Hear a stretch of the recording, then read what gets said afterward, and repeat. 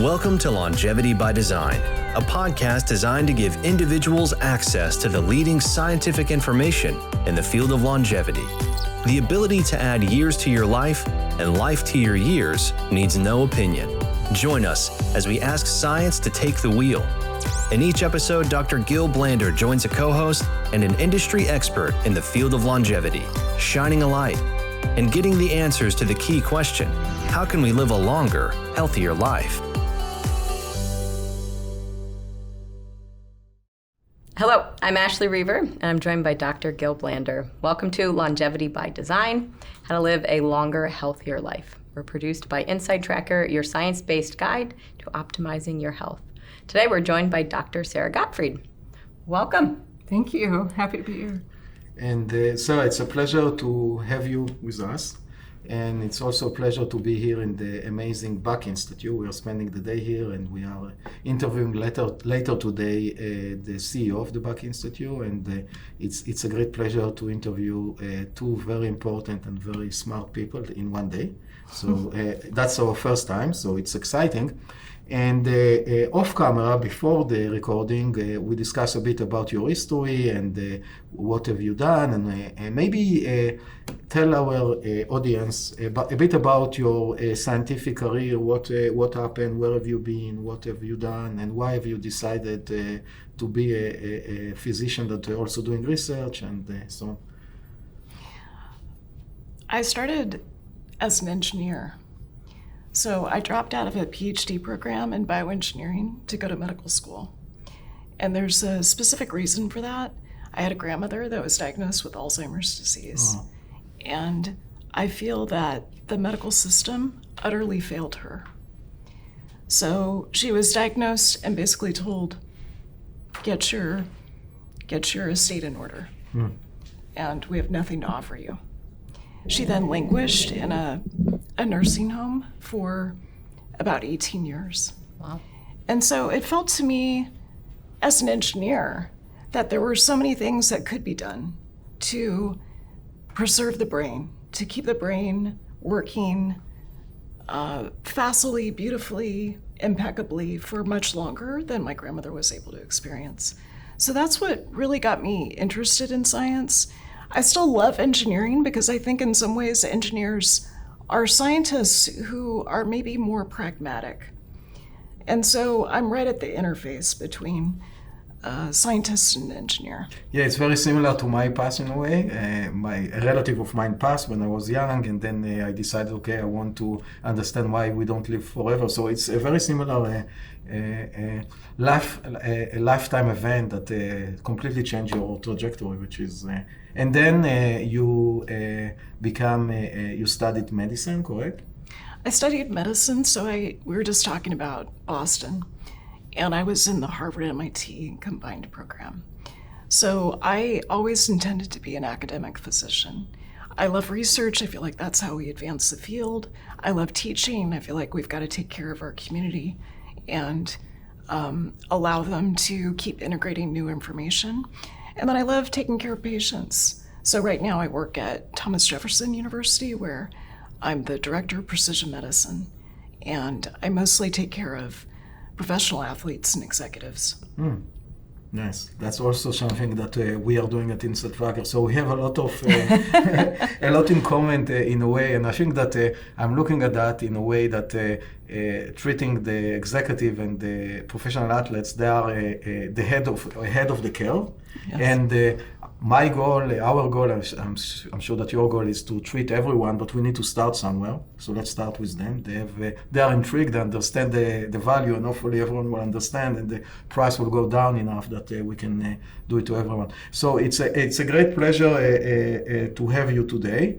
And Ashley. Yeah, how did you decide to focus your practice where you did, on executives and athletes? I'm fascinated by performance. I feel like Healthspan is a big part of that. So I had this grandmother with Alzheimer's disease. I also have a parent that was diagnosed.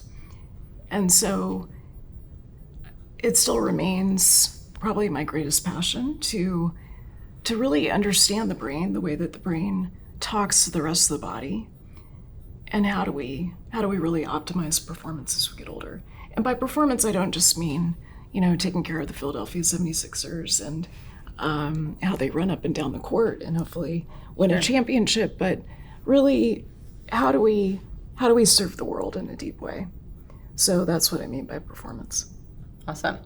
And I'm sure we will dig into brain relationship quite a bit more, but I do want to start with a topic that I know that you are very experienced with, and that's overall hormone health. And I wanted to start with hopefully a somewhat easy question of defining what quote unquote hormone balance is. And the media, hormone balance doesn't necessarily, I don't know if it has a scientific basis, but that term is often used. So what does hormone balance mean to you, and is there a better term we should be using that actually comes up in the research? Homeostasis is probably a more scientific term. So this idea that you reach steady state with your hormones, and hopefully that's in a state of health. As a precision medicine physician, I think a lot about health, the transition to pre-disease, like prediabetes, and then the transition to disease. And each of those is an upset in homeostasis. So hormone balance is something that I've written about a lot for the lay audience, because I think in some ways it is more accessible than talking about homeostasis. Sure. But that's really what I mean. Yeah. Gotcha. So the way that you know that you're in hormonal balance is that you're relatively free of symptoms. And there's so many different clusters of hormone imbalances, ranging from polycystic ovary syndrome in women with high testosterone, which is akin and very similar to low testosterone in men. Mm-hmm. So that's probably the most common hormone imbalance that women experience, as well as the most common hormone imbalance that men experience. Yeah. And you mentioned male and female and PCOS. So the follow-up question is, the hormone imbalance, is it more common in males or females, or it's the same? It's more common in women. So women have more vulnerability.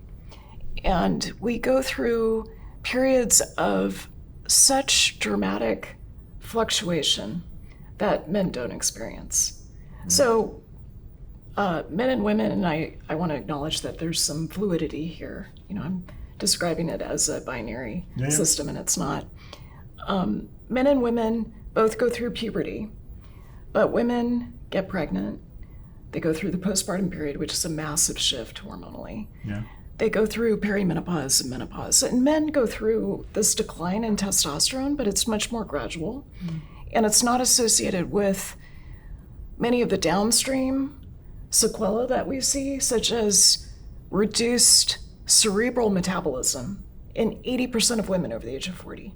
Yeah. 80%! Why aren't we shouting this from the rooftops, Gil? Yeah. No, I agree, and I see in a way, my analogy is the man is basically the less sophisticated machine than the women. If you think about it, you mentioned that, but you also have the monthly cycle. So we are simple, males are simple, and women are much more complex. So it's much easier to come with a treatment, with a clinical trial, with looking and trying to understand, much easier to understand a man, and instead of coming and say, oh, that's more complex, let's be excited, let's pour more money on the women, we are continue to do that, and that's outrageous for me, and I'm very happy that you focus a lot of your energy on that. I think that it's something that we need to change, and we need to understand it and help women as much as we can. And we know that even the cardiovascular disease signs are different for male and female. And yes. Nobody talking about that. Yeah. And then women, I think that it's the first killer in women, but nobody, especially post-menopause, but nobody is talking about that. So can we talk about that for a moment? Absolutely.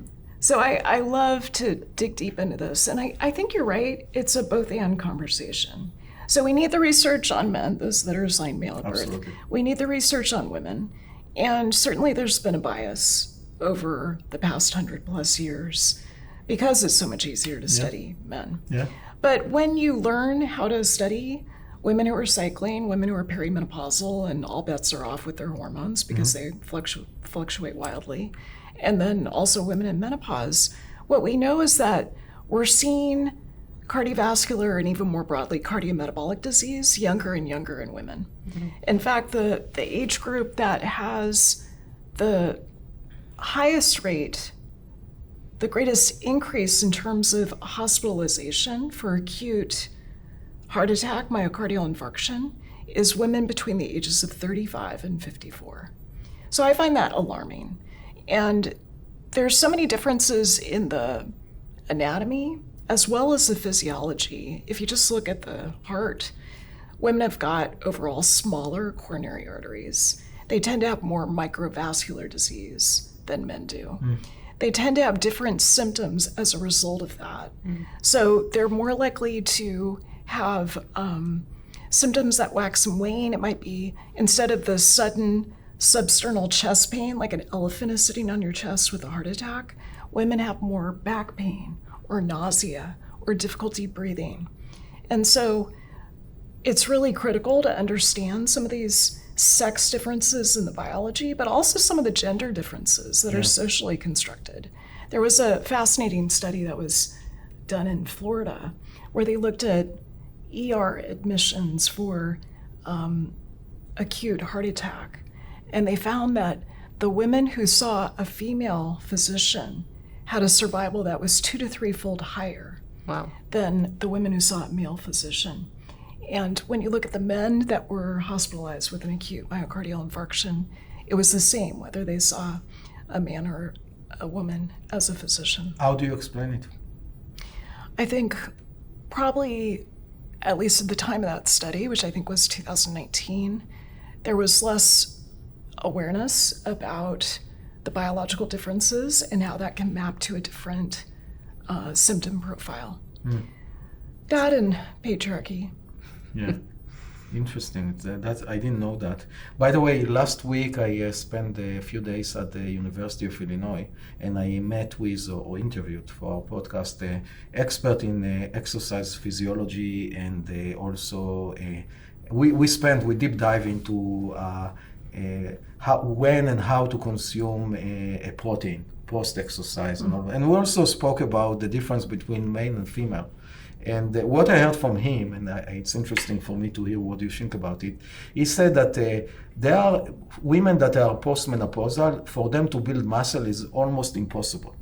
And what I took from that is basically all the 40 and less or 45 and less years old women try to build as much muscle then, because after postmenopausal, it's almost impossible for you to build it. What do you think about that? Does it make sense? Was this a man? Yeah. So I would never say it's impossible. Okay. I'm 56 and I'm gaining muscle. How do you explain that? I just heard it. I'm not saying it. No, definitely. I think that what he said, it's not, by the way, it's not only in women, it's also in male. He said that I'm also post 50, and I know I'm trying to build muscle and working very hard. So he said for males, for example, it's okay here to talk about males as well, you need to increase the repetition. So if like a younger male need to do, 3 repetitions to do something, you need to do 6. And for women, he said it might be even more, but it's very, very hard to do it. Because of the change in the hormone balance, he said that somehow it's harder for the muscle to receive the signal and to build the muscle. So I agree with you. It's not like you cannot, but it will be much harder for you.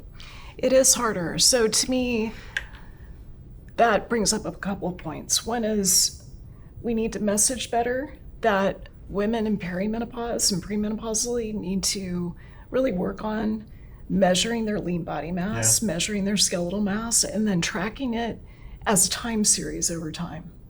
So I'm a big fan of creating a dashboard with the individuals that I work with, my clients.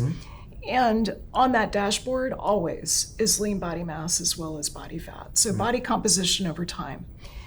I would say probably one of the greatest risks for women, and we're especially vulnerable, is that after menopause, there's this heightened risk of sarcopenia. Yeah. And so when I think about the hormonal upstream drivers of sarcopenia or loss of muscle mass, I think about testosterone. I think about your muscle mass as an endocrine organ. And I think a lot of people don't think of it that way, but really we should. So testosterone starts to decline for some people in their 20s. And so you want to be tracking that. You want to notice when you lift weights, and I think probably 2/3 of our activity should be weightlifting for cardiometabolic benefit, because you want to make you want your muscles to be so hungry for glucose. You want them to soak up that extra glucose so that you're not a spiky glucose person. So I think testosterone is really critical. And if you notice that you're not seeing a result at the gym, get your hormones checked. Track your, there's maybe by the end of this, we can come up with a list of some of the hormones that I think are really critical. Yeah. But I would say testosterone free in total is essential. And what we know, if you look at the studies of Healthspan, the period of time that you feel fantastic and relatively free of disease, we know that it's around age 40 that things start to change. And that's where each decade, you're going to lose about 5 pounds of muscle and gain about 5 pounds of fat, unless you do, something about it. No, I agree. And actually, related to that, we had a session with you, discussed the addition of a few hormones related to women, estrogen, progesterone, TSH, and other. But I like what you're saying about testosterone, because not a lot of women connect testosterone to something that they should be worried about, but they should. Let's connect it. Yeah. And I think that I remember when we started Insulin Tracker and I added testosterone, and I was trying to find the ranges for testosterone in women. I couldn't find any data because nobody is measuring testosterone in women. That's right. So we started, and now we have, 40, 50,000 women with testosterone. So we know a lot of about that nobody else has seen before. And definitely you can see the decline in testosterone also in women. It's not only, testosterone is not only for male, and everyone needs to know that. So I love what you're saying. So can we drill down a little bit deeper? Absolutely. So one of the things we know is that we think of testosterone as this male hormone, and yet it is the most abundant hormone in the female body. So if you look at your levels that you researched and you look at the concentration compared to estradiol or progesterone or DHEA, the level of testosterone it's the most abundant hormone that women have. And so even though our levels are less than what men have, somewhere on the order of 10 times less, we are exquisitely sensitive to it.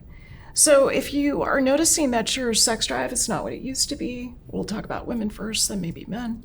If you notice that you're not getting a response at the gym, your muscle mass is declining, maybe you've got some hair loss, like at the armpits or pubic area. If you've got, in women, I think about risk-taking, I think about confidence and agency. There was a really interesting study looking at MBA students. And women who were the lowest quartile with their testosterone levels were much less likely to take financial risk compared to women that were in the mid-range to upper quartiles. So I think of testosterone in women as such a critical hormone of vitality. And certainly it tracks with Healthspan. And I'm not saying, every woman needs to take supplemental testosterone. I think that's an individual decision with your clinician. But consider it, because it really helps bone strength. It helps all these things that we're talking about. And in men, the symptoms map a little bit differently. There's a greater risk of erectile dysfunction. There's, of course, the decreased sex drive. There's also more depression, anxiety. And in that situation, we know that testosterone replacement therapy makes a big difference.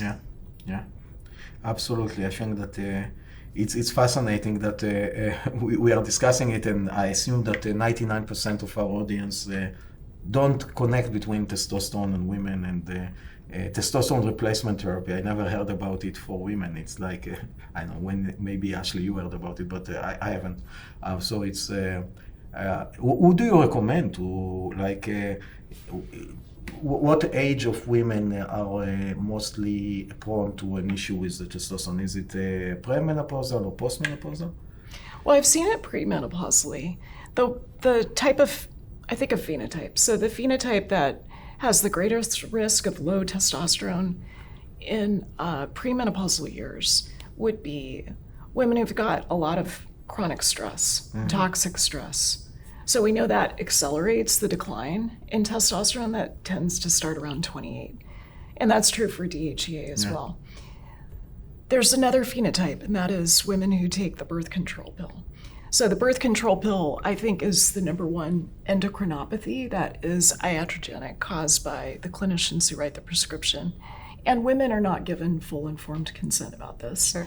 And so we know that when you go on the oral contraceptive, it raises this intermediate hormone, sex hormone binding globulin, and that soaks up all the free testosterone. And depending on your receptor physiology, depending on CHE repeats, some women are really vulnerable and they develop symptoms as a result of the low testosterone from the birth control pill.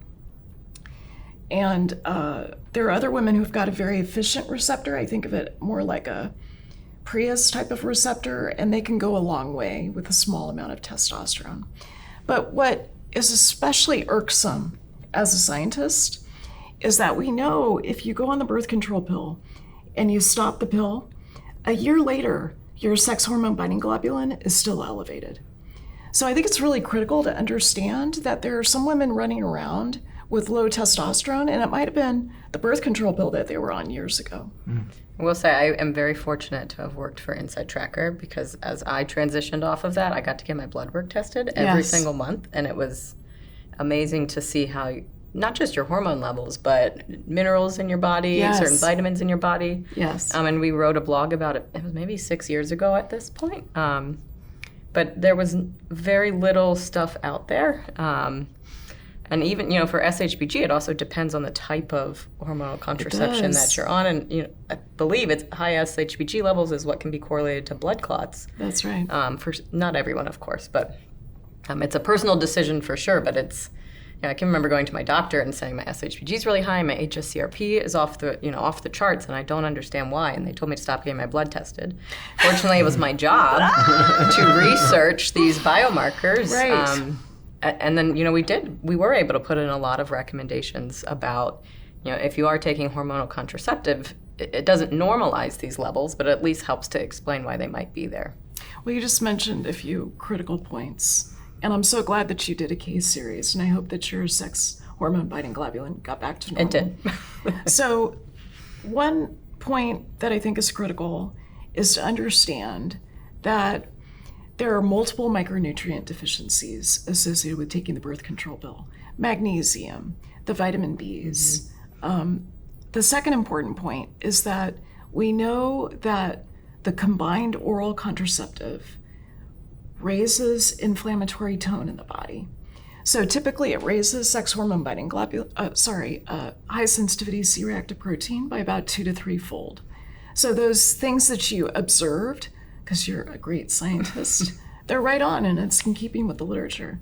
And it was terrifying because when you Google high CRP, it's all, there's a tumor somewhere. Disease. It was super scary. But we fortunately, we had a database of a lot of women. We ended up adding specifically a question to our questionnaire about are you taking not just a hormonal birth control, but also hormone replacement therapy. And then we could do a lot of research with it. And, from that, we saw B12 levels tend to be a lot lower. Magnesium levels tend to be lower.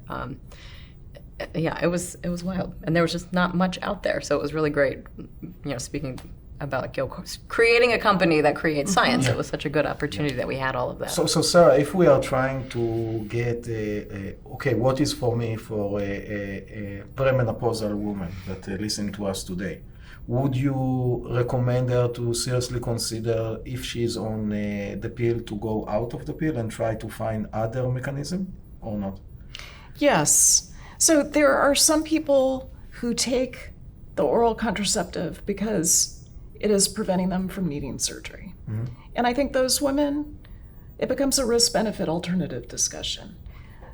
Generally, for people who are on the fence and they're not sure that they want to give up the oral contraceptive, if I then explain that it can shrink your clitoris up to 20%, they pretty much are willing to quit.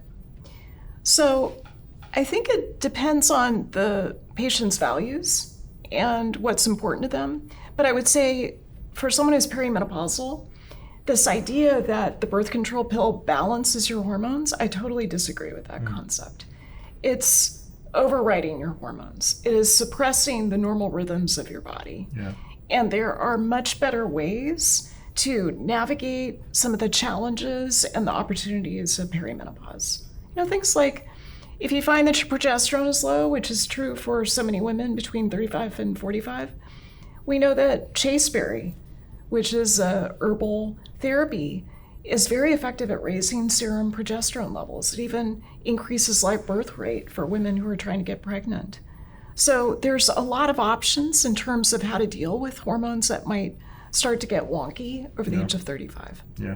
And Ashley, your story is fascinating. And I think that what is nice today, that every woman can do that. So what you have done, everyone can do it. It's not like you don't have it. You can use InsoTracker or go to your clinician and basically understand your body. Don't let others to come and say, oh, it's easy, do it and kick you out of my office. You control your body and understand it and find what is best for you. Yeah. Another marker that was really high and kind of leads into our next question, my cortisol was, in the 30s, maybe 35, 37. It was super high. And I have always been like a type A stress ball. Working at Inside Tracker, it was nice I got paid, to work there, but it was also very personally rewarding because it was the first time I objectively saw what my mental process was doing to my physical body. Yes. And of course, some hormonal birth controls can also cause that cortisol level to be high. And chicken or the egg, is high cortisol causing you to be stressed, or is stress increasing your cortisol? But emotional, impacts of hormones, can you talk about that maybe in a little bit more detail as well? Cortisol is critical. It's not a democracy in the body. A lot of people think these hormones that we're talking about, cortisol, estrogen, progesterone, testosterone, insulin, that they all sort of have equal weight. And that's not the case. Cortisol is the highest priority. I would say insulin is as well. But cortisol is, I like to call it Michael Cortisolione because it is the dawn. And you need it to live. Yeah. So, most of us know about John F. Kennedy. He had that kind of bronze skin, he had Addison's disease, and he had to take cortisol, Cortef, to function. Because cortisol is critical for so many life functions like managing your blood sugar, modulating your immune system. And yes, it is the stress hormone, and it's critical to know what your level is and to know how you navigate stress. But a lot of people don't. So I love that you had a time series, and I really want to encourage everyone who's listening to us to get a time series because that is one of the key tools that we use in precision medicine to really personalize the way that you assess your vulnerabilities and then work around them. Yeah. So to know that about the effect of the birth control pill on your system, to know about the effect of being what did you say, a stress? I call myself now a recovering type A. Yeah, I call myself an A minus. Yeah, exactly. A minus. Yeah. Yeah, type A in recovery. Cortisol is so critical to understand intimately. So I like to explain to my clients that it's not a democracy in the body, that there's priorities associated with some of these hormones. Cortisol is one of the highest priorities. It's up there with insulin. Whereas these other sex hormones like estrogen, progesterone, testosterone, they're not essential for life. So cortisol is critical for blood sugar regulation, for modulation of the immune system, and it's the main hormone of the stress response. So a lot of people will manage cortisol beautifully. I don't have many of them in my practice, but I would say occasionally I'll see an executive, certainly pro athletes who are able to do that. I assume that you don't see them in the practice because they are not coming to you. They don't need your help. Right. Well, it's, somewhere around 90% of the clients that I take care of are dysregulated with their cortisol response. Sense. So I usually start with a serum cortisol, but that's measuring total cortisol, not free cortisol. So I tend to do salivary testing. I think that's the most proven, most validated For looking at saliva, I like to do a cortisol awakening response where you measure it first thing in the morning, 30 minutes later, 60 minutes later. And then I like to do a diurnal cortisol at 4 points during the day and sometimes in the middle of the night. Yeah. So when I measured cortisol in myself for the first time, I started my time series with cortisol in my mid-30s. And it was after I went to my primary care doctor. And I had a list of woes. I had a baby a couple years before, couldn't lose the baby weight. I had a lot of belly fat. I was working full-time in what I call McMedicine. I was seeing about 40 patients a day. And I just was stressed. I wanted to be home with my baby. I was working and I had no sex drive. And I went to my doctor and he first said, exercise more and eat less, which is utterly wrong. And then he said, why don't you go on a birth control pill, because that'll help your hormonal problems, also wrong. And then he said, why don't you start a selective serotonin reuptake inhibitor, also wrong. So initially I was upset or didn't feel like my concerns were really heard by him. But then I got angry, the kind of righteous indignation that can move mountains. And that's really where I started to write books, because I felt like so many people are suffering in this regard and they're being told the wrong things by mainstream medicine. Sure. So I left his office, went to the lab. I had a cortisol level that was in the 30s. My hormones were a hot mess. My progesterone at that time was low. I was just starting some perimenopausal symptoms. My estrogen was way too high. And my insulin was really high. My insulin was like in the 30s, and I was fasting, and my glucose was 105. I basically had prediabetes. Yeah. And that doctor was not testing me for any of those things. So that cortisol that was in the 30s was about 2 to 3 fold higher than it should have been.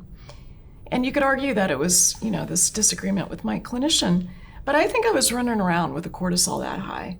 And it was stimulating my belly receptors. It was driving my immune system toward dysregulation.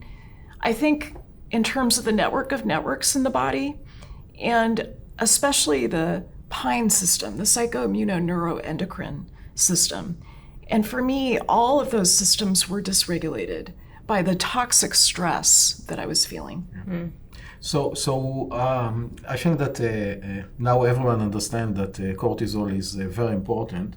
And what, again, for our at-home audience, what would you recommend, or what are you recommending for your patient when you see a high cortisol, and specifically if there are some lifestyle changes? Because we strongly believe, let's start with lifestyle and later on provide a drug. So what would you recommend to them? So I've talked about maybe 99 lifestyle changes that you can do in my book, starting with the Hormone Cure. Okay. So what I think is important, Gil, is to come up with an a la carte menu that means the most for you. So for me, it's meditation every morning, non-negotiable. It's yoga. I started practicing yoga when I was 5. Thank goodness, because it's such a sanctuary for me. Yeah. But I would also say those things didn't get my cortisol where I really needed them to be. And so I used some supplements. I think the most proven in randomized trials are phosphatidylserine, rhodiola, and omega-3s. But I also think you can't out-supplement a life that's full of toxic stress. Mm-hmm. More recently, I've been interested in more novel solutions. So I've gone deeper with breath work. I started transcendental meditation when I was 17 and in college. I think that we also have to assess trauma, because trauma and toxic stress is such a common cause of a dysregulated hypothalamic pituitary adrenal axis, the control system for cortisol. And if you can bear with me, I think of it a little more broadly than that, because there's so much interdependence between control systems for your hormones. I think of it as the hypothalamic pituitary adrenal thyroid gonadal gut axis. So gonads, testes in men, ovaries in women. So what else can you do?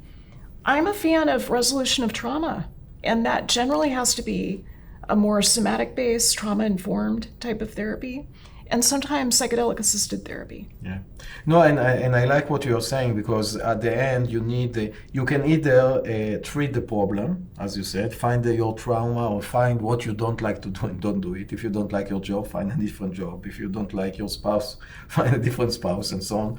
I'm not saying to anyone to do that. And although it can be very healing. yeah. But the bottom line is that that's the source, and then you can take supplement, all of that, but that's only controlling the effect of the source. So if you find the source and treat it, maybe then you won't need even supplement. That's and, right. That's a very good point. And I also like your analogy between cortisol and insulin.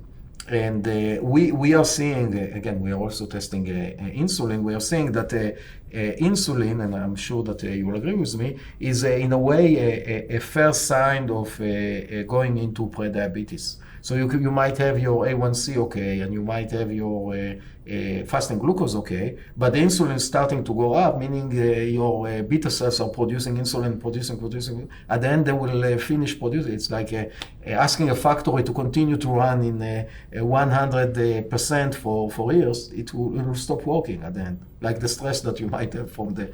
So I think that I don't think that our medical community using enough, looking enough on insulin. That's and it's similar to what you said about the other thing about the birth control, and so on. That we are in a way we have our dogma for our physician. We're going, but we're not thinking enough about the end user and trying to understand the root cause of the. Mm-hmm. So thank you for raising all of that. Well, root cause analysis, I think, is our future. It's really our only hope.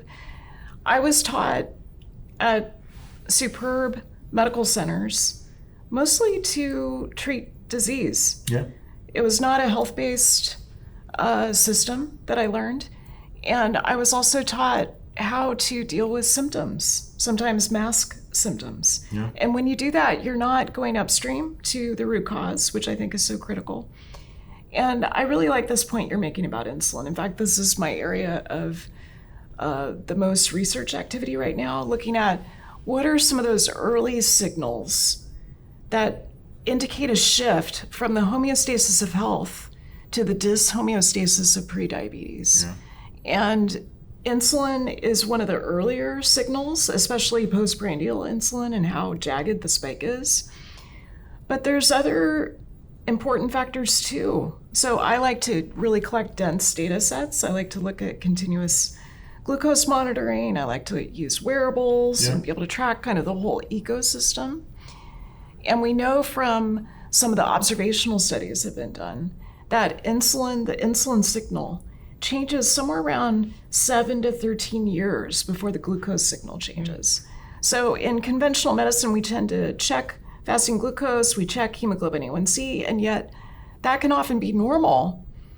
And in fact, there was a study by Michael Snyder looking at healthy people who screened negative for prediabetes, and he found that if you put a continuous glucose monitor on those folks, about 15% are diagnosed with prediabetes versus the static snapshot that you get once a year with your primary care doctor.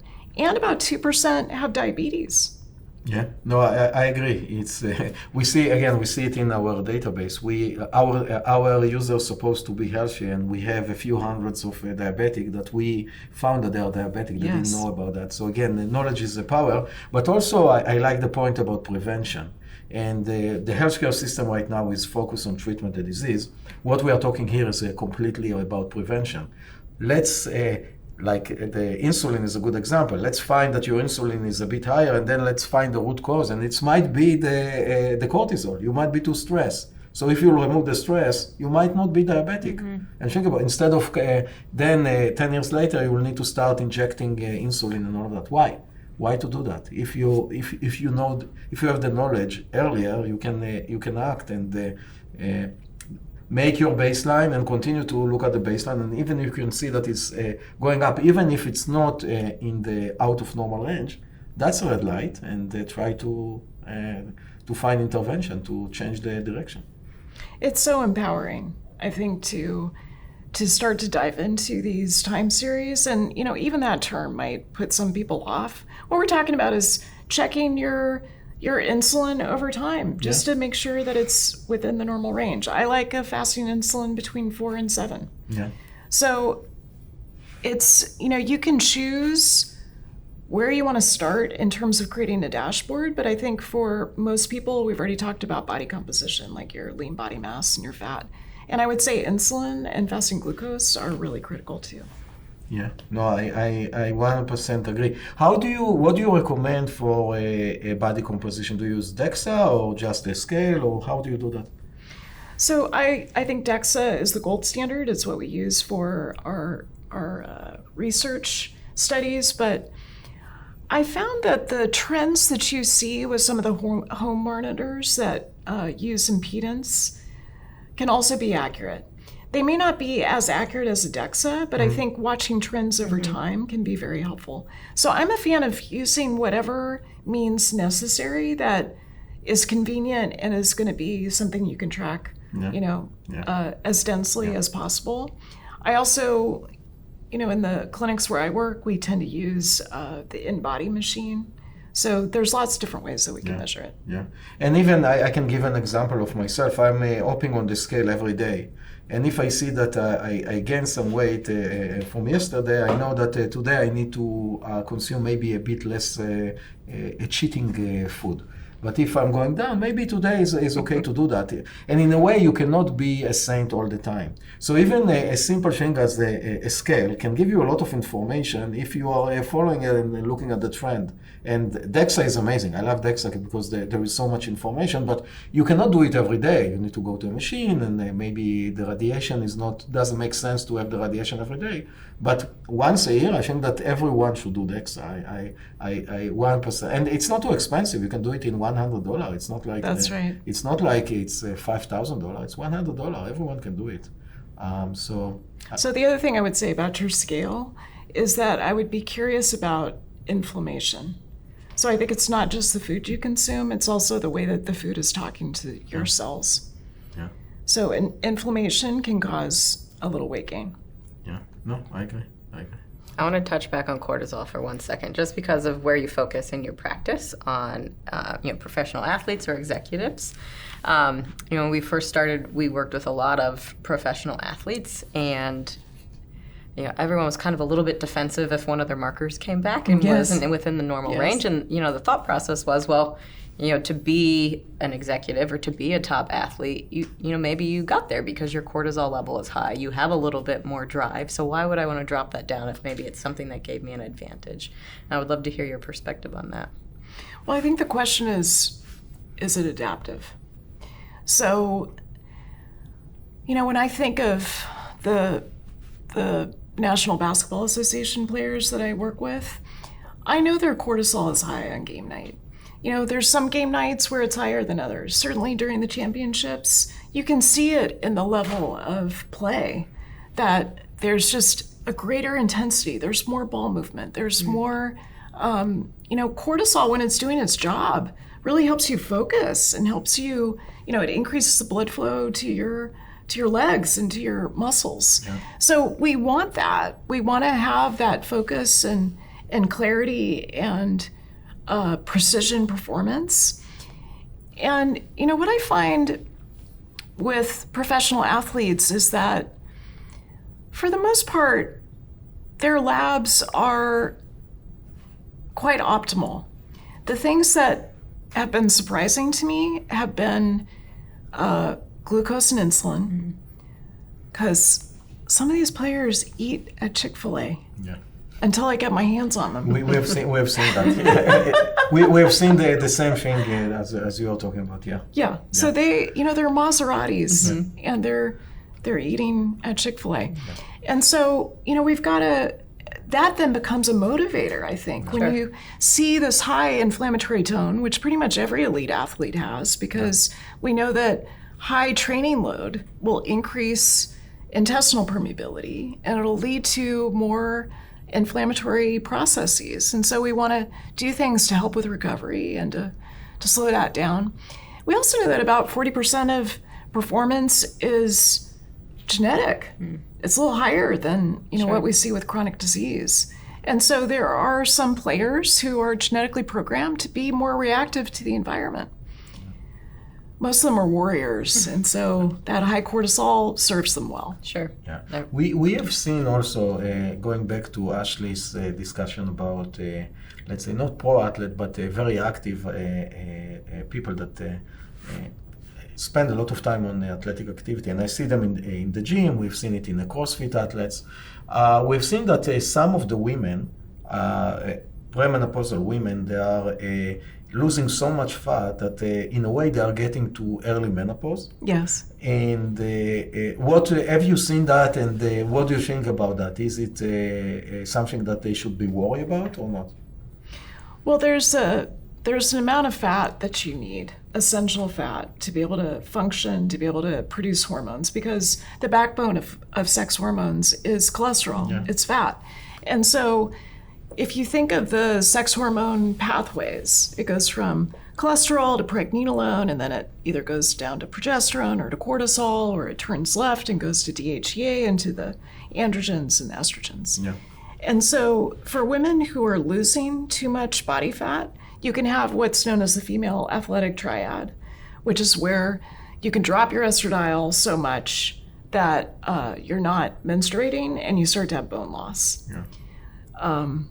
So I don't think the triad is healthy. I think for the most part, we want to hover around a level of, it depends on the woman, but somewhere between about 12 and 18% at a minimum in terms of essential body fat. Yeah.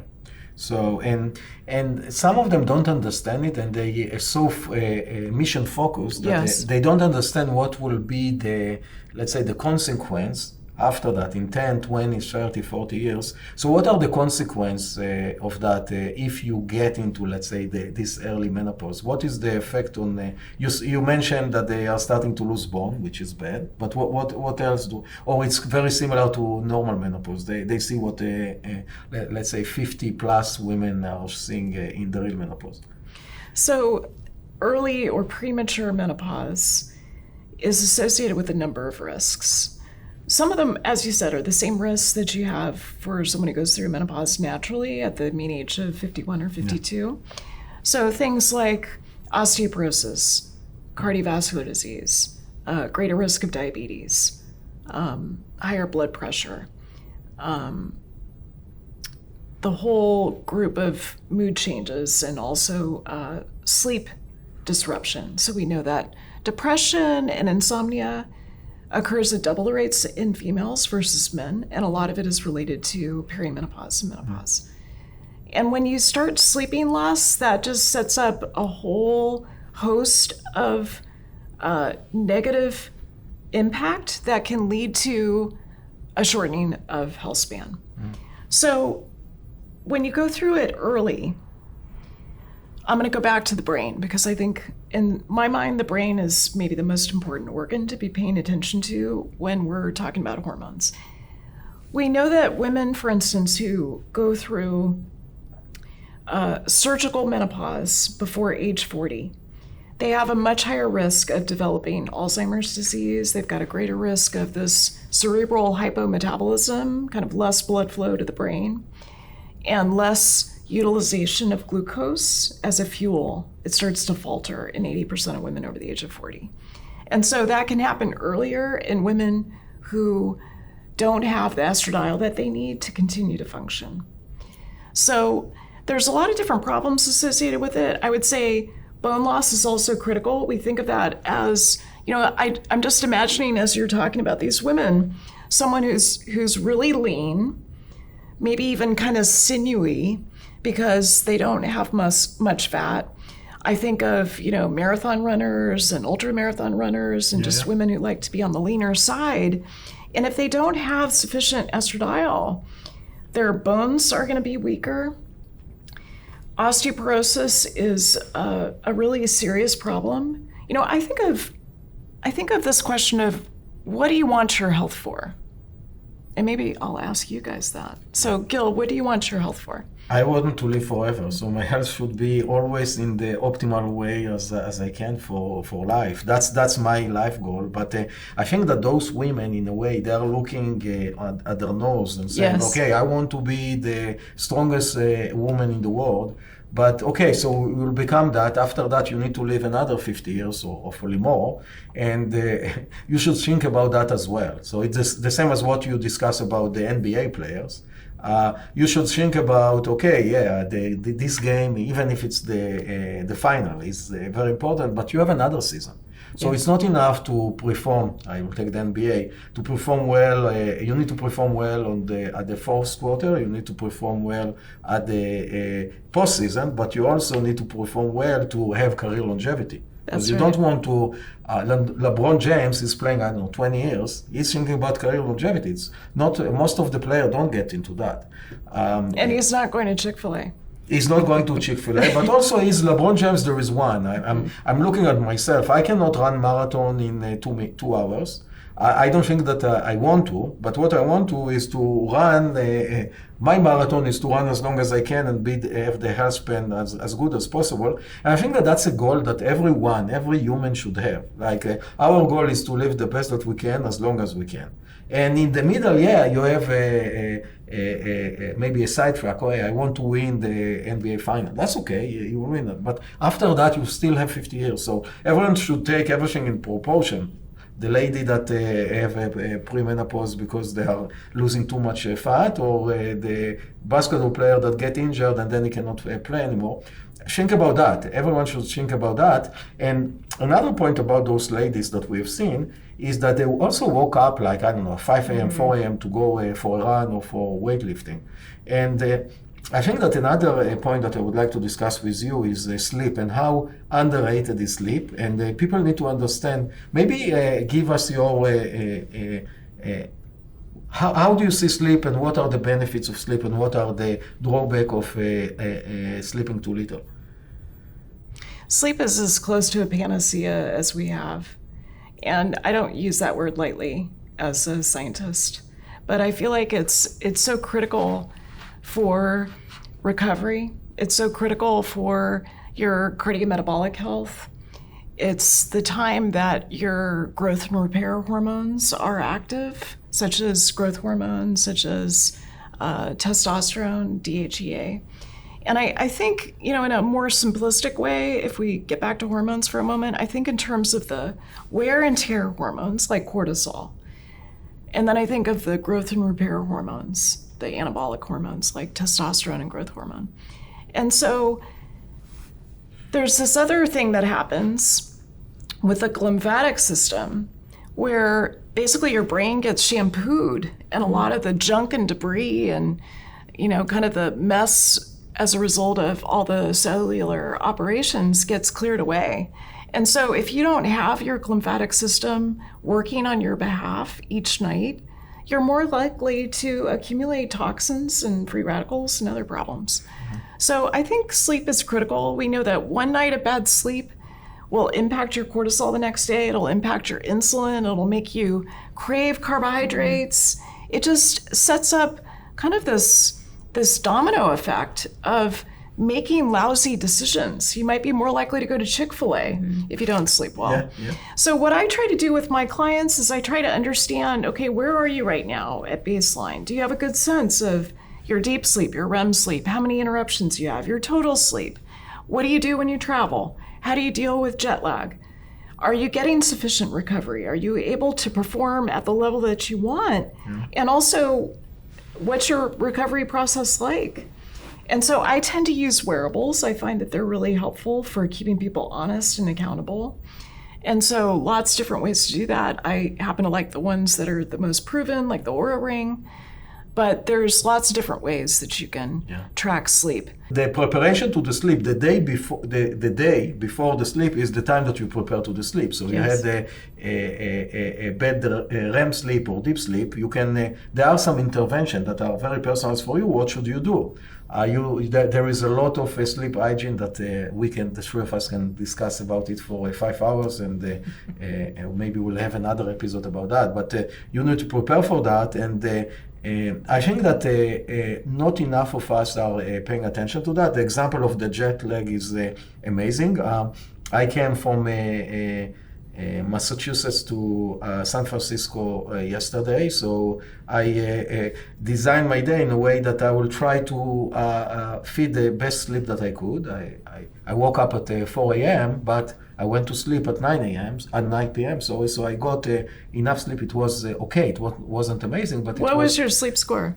It was, I can show you, I think that was 82 or something. That's pretty good. Yeah, usually at 90, because, and everyone that look at me say, how can you do that? Because all the day so for me it's not amazing, but it was okay. And I'm flying back on the red eye, so I have a specific chair that have like a hood with a cover to my eyes, and I can sleep 4 or 5 hours on the airplane just with that. And basically, from the moment that I hop on the plane, I'm putting that, no food, nothing, just going to sleep and trying to sleep as much as I can. And I think that a lot of people are drinking alcohol, watching TV until 2 a.m., waking, foods, scrolling, texting, watching a horror movie, whatever. And then waking up at 5 a.m. and going for a run. And I will never wake up at 5 a.m. for a run. The earliest that I will wake up, if I can, is 6:30. And I think that I 100% agree with you. It's something that, and you don't need instant tracker for that. It's a common sense. Just follow the common sense and sleep better. And a lot of those issues that you might have will disappear. That's right. And I do think that wearables add a layer of understanding and accountability that I think you would otherwise miss. Would you agree with that? Absolutely. I think that, again, it depends on the person. You need to be a curious person that like data. There are some people, I don't know if you see it in your practice, but I've seen people that don't like data and it scare them and make them nervous. But but that's the best way to go. You see the reality, you see your data, and then you intervene based on that. So I think that for most of us, yes, if you're scared from the data, I don't know who can help you. That's a good example about if we are staying with the NBA team or any other team. We help them to try to find, because you finish the game, let's say at 10 p.m., they go to take a shower and then eat, and then it's already midnight, and then they need to fly to the next city. So what we try to work with them, why do you need to fly today? Go to sleep at midnight, wake up at 8 a.m., and then fly at, at 10 or 11, and then you slept there, you'll arrive to the arena later, but you are fresher. So even... So that makes sense for you, but what they found is that they party if they don't fly out that night. Yeah. They go Dennis Rodman. Okay. So we don't want that. Yeah. It's true for you, but maybe not the... But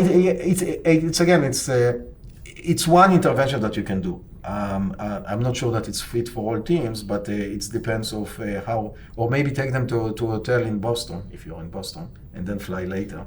But I think that there are some intervention that you can do, and I think that you're looking at the team. Looking at the team is like looking at your family in a way. If your spouse staying until 2 a.m. and drinking alcohol and party, it's very hard for you as her spouse to change it. Or if you have a crappy food at home, it's very hard for you to change. So it's not we are not living in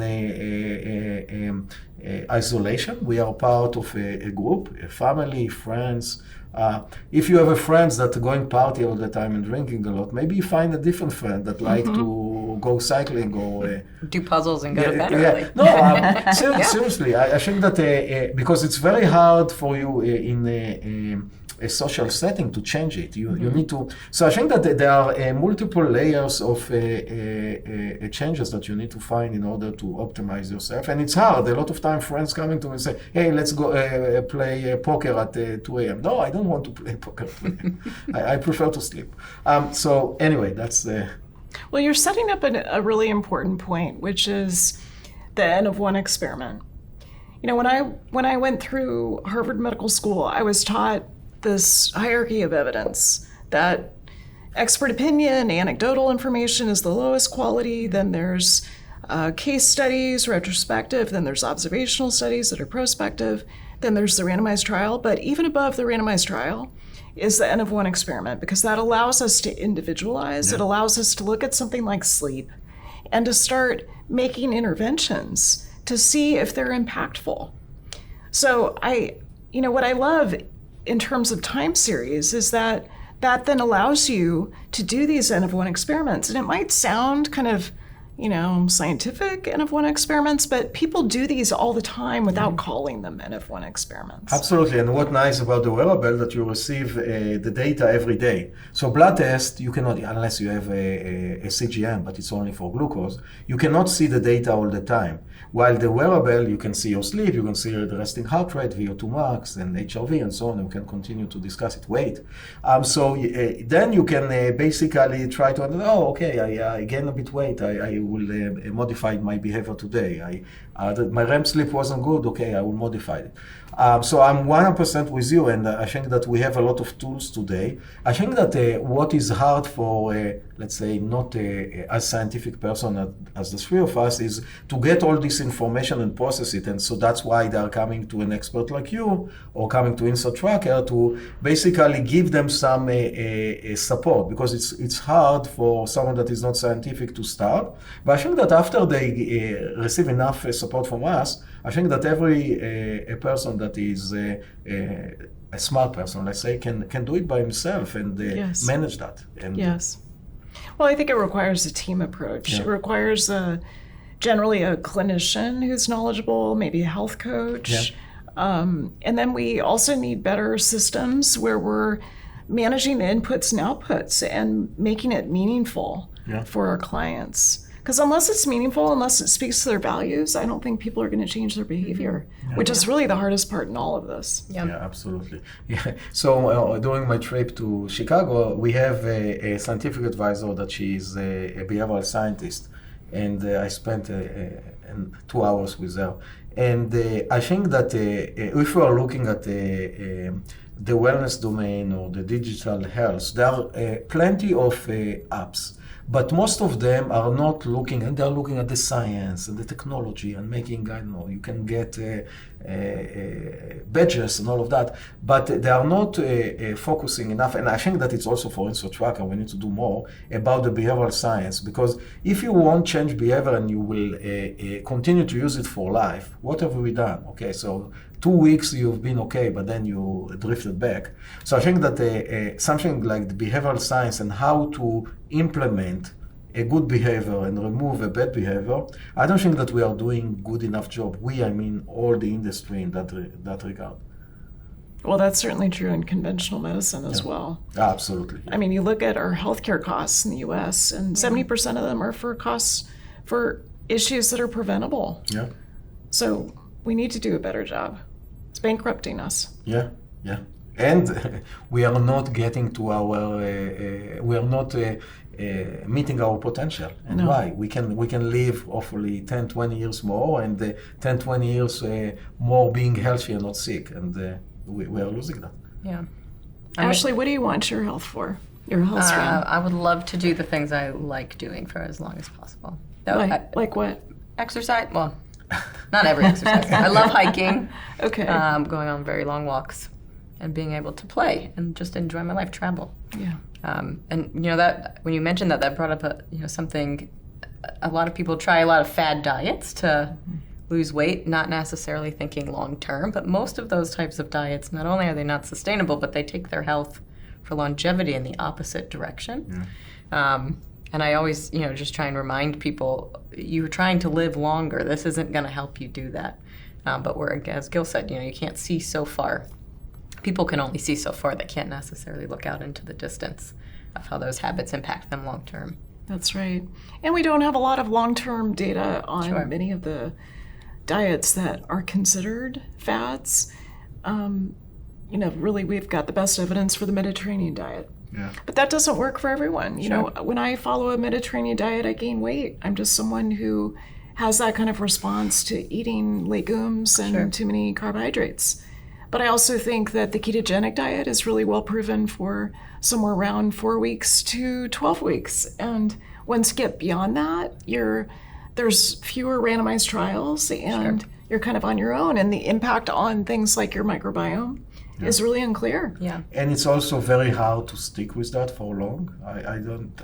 there are some people, but the majority of us, it will be very hard for us to stick in a ketogenic diet for more than 12 weeks. It's tough. It's very tough. Yeah. And leading into that, I think, we just don't have research for so much stuff. Yeah. I had a son a year ago. The levels of nutrients that you should take in the postpartum period, breastfeeding or not, you can't do research there, so we don't really know them. That's but right. Menopause is really similar, and Dr. Jennifer Garrison, who works here at the Buck Institute, is focusing a lot of her aging research on menopause. And earlier in the conversation, we talked about how difficult it is to use female subjects because they are so much more complex. And I was wondering if you could talk maybe a little bit more about ways that you could do research. Like, what are some of the things that we really should be controlling so that we can't just say, women are too difficult, so let's just treat them like little men, maybe. Right. Well, menopausal women are easy because they're not cycling. Sure. It's the premenopausal women and the perimenopausal women that are difficult. And I would say the perimenopausal are maybe the hardest of all.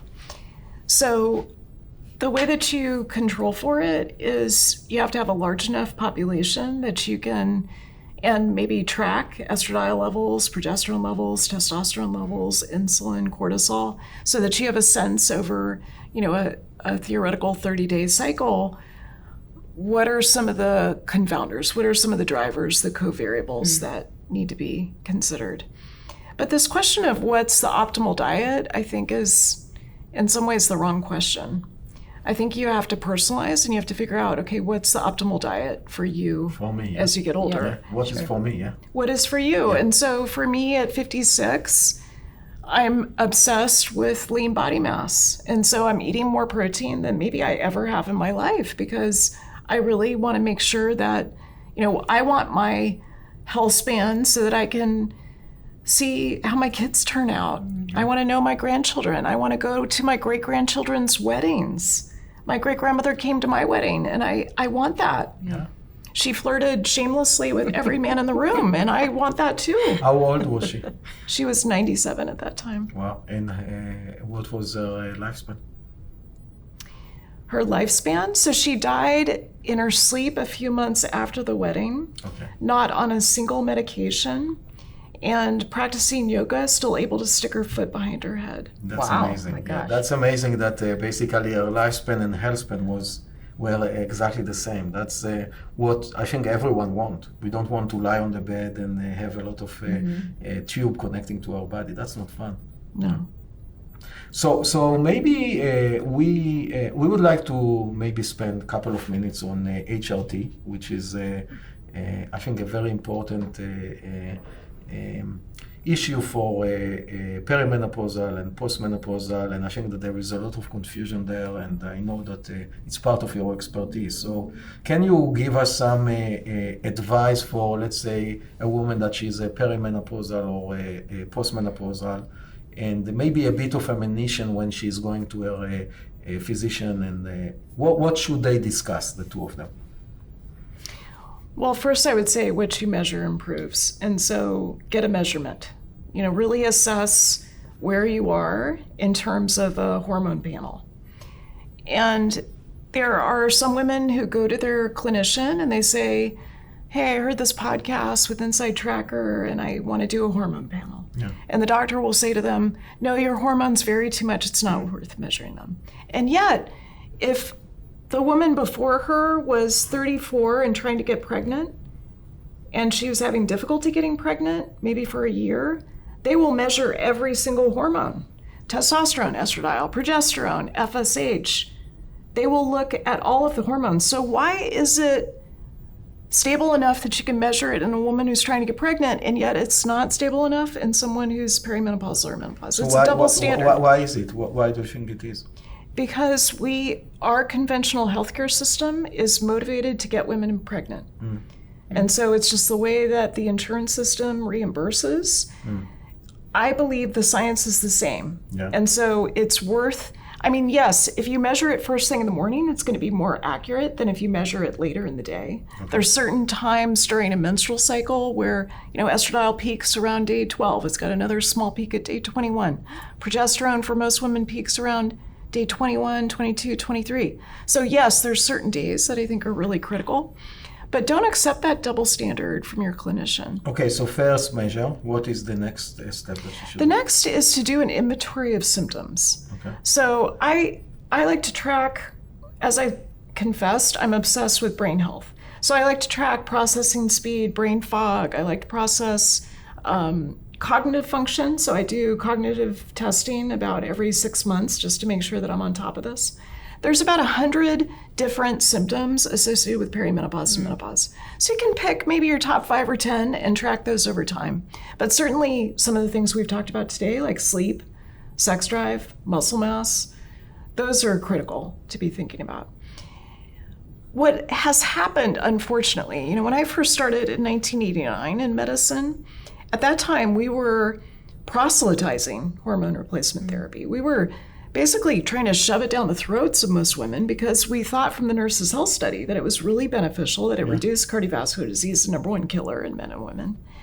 And then the Women's Health Initiative was published in 2002, and millions and millions and millions of women stopped their hormone therapy. And now the pendulum, I think, has swung too far away from hormone therapy. And there are so many women whose sleep is suffering, whose bones are getting weaker, who have lost their confidence in agency and sex drive. They've shut down shop. And that's not right either.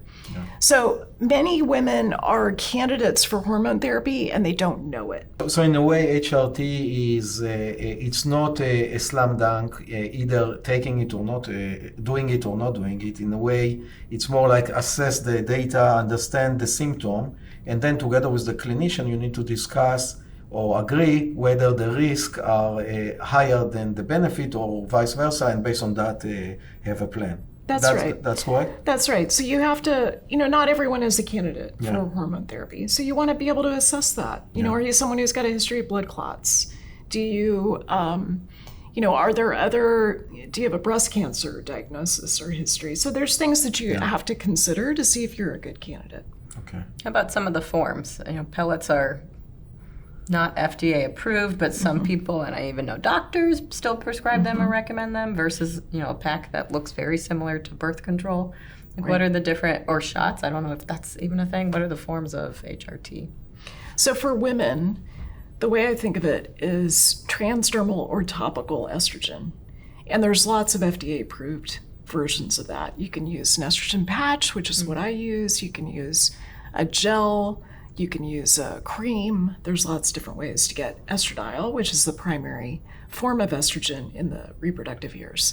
For progesterone, I think that oral progesterone is the most appropriate for someone who's got a uterus. That's what's shown to provide endometrial protection so that you don't have an increased risk of endometrial cancer with hormone therapy. And then testosterone is kind of another thing to consider at this time. There's no FDA-approved way to get testosterone in women, and so we tend to use a compounded topical or transdermal formulation. Okay. And then for men, it tends to be also transdermal. It can be a shot that's used very commonly. And with pellets, I don't personally insert pellets. I think if you're someone who's got a really stable dose and exactly what you need and you're not going to get overdosed, pellets can be appropriate. And certainly they're more convenient than having to put a cream on each day.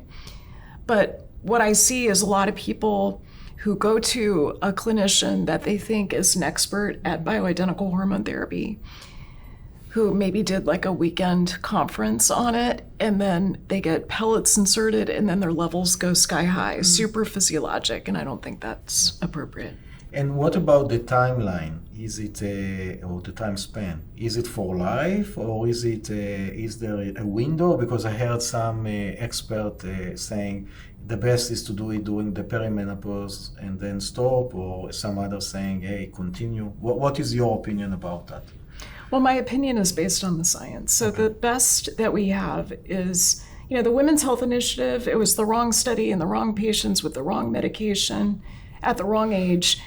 And yet, it's the devil we know. So it's the largest randomized trial we have. We believe, based on the Women's Health Initiative, that you want to start hormone therapy within 10 years of menopause. Okay. So if you're someone who goes through menopause at 51, that would be hormone therapy until age 61. Beyond that, I think it becomes a negotiation probably every 6 to 12 months with your clinician, with someone who's really knowledgeable about the latest data. I think you want to start it as soon as possible. So I like to start it in perimenopause, mostly for the brain effects. So we think that there's this 10-year window of opportunity when it comes to cardiovascular disease. If you look at the brain health effects, we believe it might be a little bit shorter.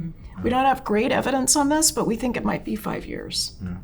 So basically starting at the perimenopause, and then you have a window of around 10 years. But again, discuss it with your clinician and do it with them. Right? That's right. I mean, I started when I was in my 30s. I intend to take it until something better comes along.